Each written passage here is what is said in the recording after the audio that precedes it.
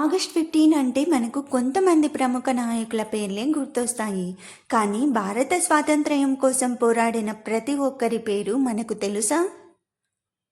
ఇదిగో చరిత్రలో పెద్దగా వెలుగులోకి రాని 10 మంది ధైర్యవంతుల కథలు.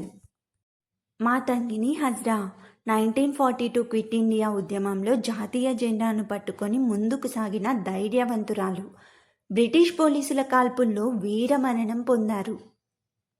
కనకలత బరువా అసోంకు చెందిన కేవలం 17 ఏళ్ల యువతి. చేతిలో జాతీయ జెండాతో పోలీస్ స్టేషన్ వైపు సాగుతూ బ్రిటిష్ కాల్పుల్లో ప్రాణాలు కోల్పోయింది. తిరుపూర్ కుమారన్ జాతీయ జెండాను చేతిలో పట్టుకొని నిరసనలో పాల్గొన్నారు.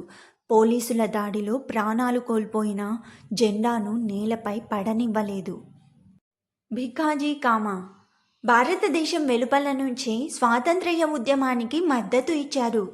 విదేశీ వేదికపై భారత జెండా రూపాల్లో ఒకదాన్ని ప్రదర్శించి ప్రపంచానికి భారత స్వాతంత్ర్య ఆకాంక్షను తెలియజేశారు. బీనాదాస్ బ్రిటిష్ పాలనకు వ్యతిరేకంగా విప్లవ కార్యకలాపాల్లో పాల్గొన్న ధైర్యవంతురాలు. తన జీవితాన్ని స్వాతంత్ర్య పోరాటానికి అంకితం చేశారు. దుర్గాబాబి దుర్గాదేవి వోహ్రా విప్లవకారులకు రహస్యంగా సహాయం చేసిన ధైర్యవంతురాలు. భగత్ సింగ్ వంటి విప్లవకారులకు సహకరించారు. ప్రీతిలత వాడేదార్ బ్రిటిష్ వ్యతిరేక విప్లవ పోరాటంలో పాల్గొన్న బెంగాల్ యువతి. కేవలం 21 ఏళ్ల వయస్సులోనే ప్రాణత్యాగం చేశారు.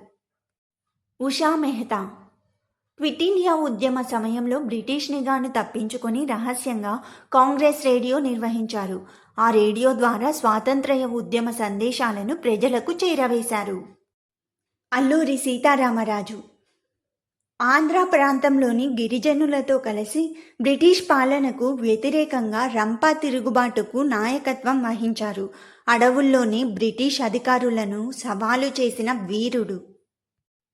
పింగళి వెంకయ్య స్వాతంత్ర్య ఉద్యమంలో పాల్గొన్న పింగళి వెంకయ్య భారత జాతీయ జెండా రూపకల్పనతో చరిత్రలో చిరస్థాయిగా నిలిచారు. వీళ్ళల్లో కొందరి పేర్లు మనకు తెలుసు, కొందరి పేర్లు తెలియకపోవచ్చు. కానీ స్వాతంత్ర్యం కోసం చేసిన ప్రతి త్యాగం మన ఈరోజు స్వేచ్ఛలో భాగమే.